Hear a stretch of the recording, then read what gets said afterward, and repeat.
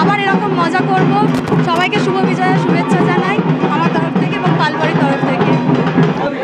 মন তো খুবই খারাপ, কেননা ঠাকুর ঘরে আর মাকে পাবো না। আমরা 4 দিন খুব আনন্দ করে কাটিয়েছি, সারা বছর আমরা অপেক্ষা করে থাকি এই 4টি দিনের জন্য। বৃষ্টি মাথায় নিয়ে ওই জন্য আমাদের এই মানে এটা আমাদের জন্য সারা বছরের অপেক্ষা, একটা দিনের অপেক্ষা, মানে আবার একটা বছর মন খুবই আমার মন ভরে হচ্ছে, কিন্তু বিদায় জানাতেই হবে। কিছু পারলাম না, হই হুল্লোড় আনন্দ, রিলেটিভ আত্মীয় স্বজন বন্ধু বান্ধব সবাইকে নিয়েই আমাদের কেটে গেল।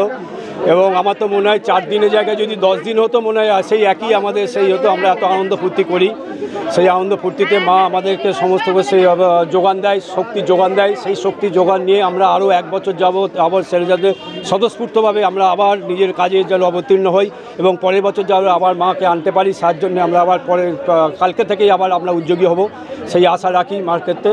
আজকে বিসর্জনের দিন আকাশে সকাল থেকে খুব মুখ গোমরা করেছিল, বুঝতে পারছিলাম না মা হয়তো আমাদের ছেড়ে যেতে চাইছে না। যে কোনো কারণেই হোক মা সদয় হয়েছে।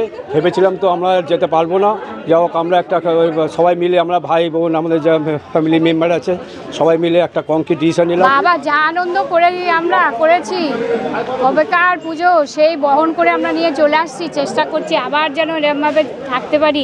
আজকে তো খুবই চিন্তা হচ্ছিল, আকাশ থেকে অঝোর ঝরায় বৃষ্টি, থামবে কি থামবে না। তবুও আমরা মনে আশা করে ঠাকুরকে ডাকতে ডাকতে সবাই মিলে দেখি মা বৃষ্টি থামিয়ে দিয়েছে। এবার মাকে নিয়ে আমরা বেরিয়ে পড়েছি সবাই মিলে।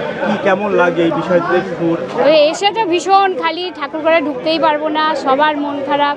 এই কতদিন ধরে আমরা এই 5-6 দিন ধরে ছোটাছুটি, পুজোর জোগাড়, এটা না ওটা না, পুরোহিতের কথা মতো তাই করো সব করে টোরে, নতুন শাড়ি পরা, যার যেরাম সবাই মিলে একসাথে, বোনেদের সাথে দেখা, ভাইয়ের বউয়েদের সাথে দেখা, সবাই পুরনো লোকেদের সঙ্গে দেখা, খুব আনন্দে মজায় আমাদের দিন।